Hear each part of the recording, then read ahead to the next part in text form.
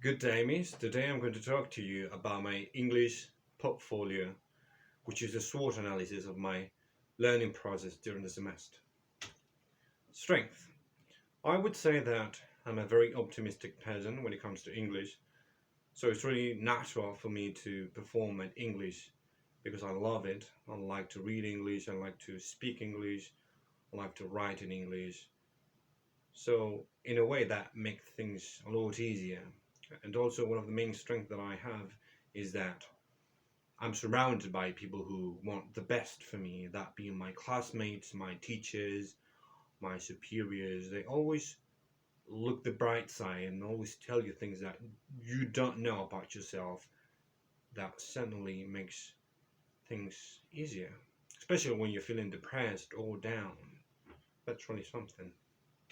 Opportunities. Well, my opportunity is that this is the final year, so that constitutes a really big opportunity because in a way you can see the finish line. So it's something that you can grasp, and that has a huge impact when you're feeling negative. And seeing the end is really something. And also the opportunity that I see is that I've already been through this career in the past year, so I already know what the teachers expect of me. I already know that, so I know what to expect, or how to perform, how to deal with things, how to come up with solution to my problems. That's really something special because you know how to perform, how to come up with solutions in a way. That's really good. Weaknesses. Well, one of my weaknesses is that I'm not a very consistent person.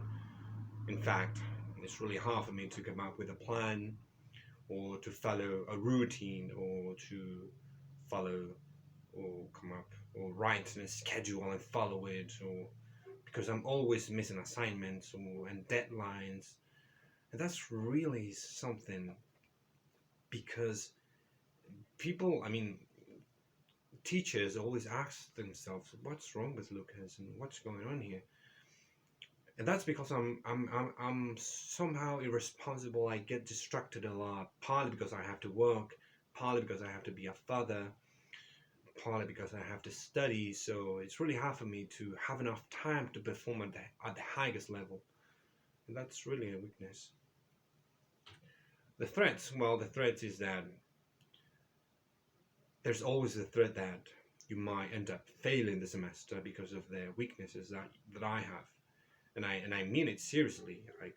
I see that threat of failing, whether it's a semester or a subject. It's always there. Like, this is a real threat.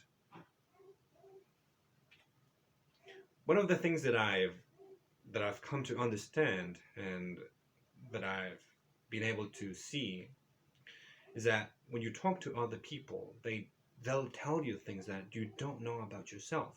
So when I talk to my classmates or my superiors, especially my head of studies, they always tell you things that you don't know about yourself, and they always tell you your strengths or your weaknesses, and they always are willing to engage in that because having a conversation with other people can tell you a lot of things, and they can always tell you, no, you are doing this right, you're doing this wrong, you can do this or you can do that. So that's really how I've come up with this evidence. It has not been through my own tracking of things.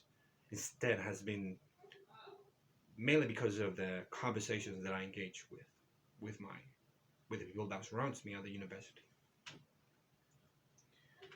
My learning strategies this semester had been mainly relying on my inner guts, relying on my own knowledge instead of coming up with a plan of study or studying daily, being consistent, because that's really not for me.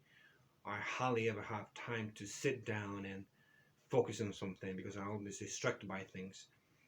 So that's for me how I study. I just see a PPT, I download it on my computer, I read it, and that's it. And I come up with a picture in my mind, I try to memorize it, and that would be it. There's nothing more than that. So that's it. Thank you so much, Miss, for your time, for listening to me. Thank you. Have a good day.